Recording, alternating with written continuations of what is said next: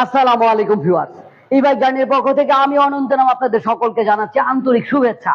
Viewers, আজকে কিন্তু আমি আপনাদের জন্য নিয়ে এসেছি জার্নি মাই বাইক সিরিজের HY2 গাড়িটাকে। আর এই HY2 গাড়িটা হচ্ছে 3 চাকার। আমাদের কাছে কিন্তু 2 চাকার রয়েছে, তার মানে 2টা ভার্সন পাচ্ছেন। রেড, ব্লু এবং সিলভার 3টা কালার পাচ্ছেন। আমাদের এই গাড়িটার মধ্যে ব্যবহার করেছি 60 ভোল্ট 25 এম্পিয়ারের লিথিয়াম আয়ন ব্যাটারি।